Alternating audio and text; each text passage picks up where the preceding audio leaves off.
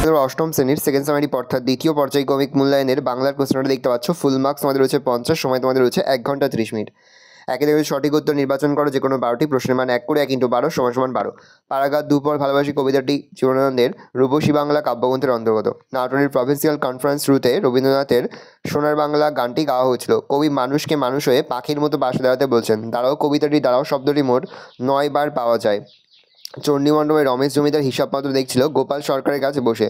জলার বাঁধ কেটে দিতে বেনির মধ্যে 200-300 টাকার মাছ বেরিয়ে যাবে।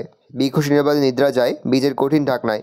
গাছের জীবন মানুষের জীবনে ছায়া মাত্র। হাওয়ারা সব পথ ঘুরেছে বৃথায়। আমাদের বাড়ি নেই, দেশ নেই, শেষ নেই। বুকুর বয়স 5, 6, 7, 8 বছর, 6 বছর। ডাম্বল বইয়ের আলমারি থেকে যে বইগুলি নামে সেগুলো ছিল বুকুর সেজকাকার।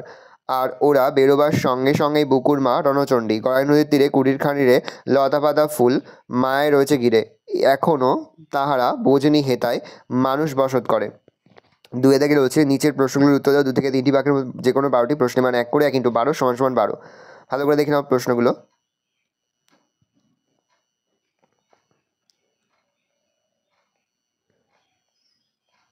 তারপর হচ্ছে 3 দাগে কম বেশি 60টি শব্দের নিচে যে কোনো 7টি প্রশ্নের মান 3 করে 3 × 7 = 21। প্রথম, মানুষ হয়ে পাশে দাঁড়াও। এখানে মানুষ হয়ে বলতে কি বোঝানো হয়েছে? মানুষ খাঁটি কিনা চেনা যায় শুধু টাকার সম্পর্কে। কার সম্পর্কে এই কথা বলেছে, সে কথা কেন বলেছে বা সে কেন এই কথা বলেছিল। ঘৃণায় লজ্জায় ক্রোধে ক্ষোভে রমেশের চোখ মুখ উত্তপ্ত হইয়া উঠিল। রমেশের এমন অবস্থা হয়েছিল কেন? ঘেঁষবেন নয় ওদের কাছে। কাদের কথা বলা হয়েছে? ওদের কাছে না ঘেঁষার পরামর্শ কেন দেয়া হলো? গাছের জীবন মানুষের জীবনের ছায়া মাত্র। লেখকের এমন উক্তি অবতারণার কারণ বিশ্লেষণ করো। ডিঙিটিরে বেঁধে রেখে গিয়েছে। ডিঙিটি কোথায় বাঁধা আছে? ডিঙিটির বর্ণনা দাও। যেন ইন্দ্রপুরী। কিসের সঙ্গে ইন্দ্রপুরী তুলনা করা হয়েছে? কেনই বা লেখক এমন তুলনা করেছেন? ডাহুক মেয়েরা বেড়াতে আসে, গানে গানে কথা কয়। ডাহুক মেয়ে কারা? তারা কাদের নিয়ে আসে? তারা কিভাবে কথা বলে? বড় সুন্দর বনভোজনের স্থানটি। বনভোজন কার উপস্থিতি ছিল? বনভোজনের স্থানটির বিবরণ দাও। সেই বনভোজনের খাওয়ার উপকরণ কী ছিল? পর হচ্ছে কাঁচা অথবা মাথা শব্দটির ভিন্ন অর্থ প্রয়োগ করে 3টি বাক্য লেখো। দেখে নাও। পত্র রচনা করো। তোমার এলাকার ঐতিহ্যবাহী পুরনো গ্রন্থাগারটির উপযুক্ত রক্ষণাবেক্ষণের অভাব রয়েছে।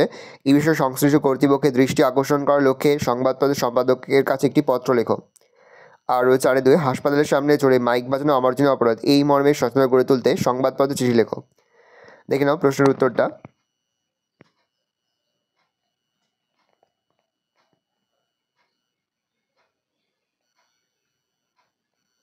পরপর 2টি চিঠি দেখে নাও।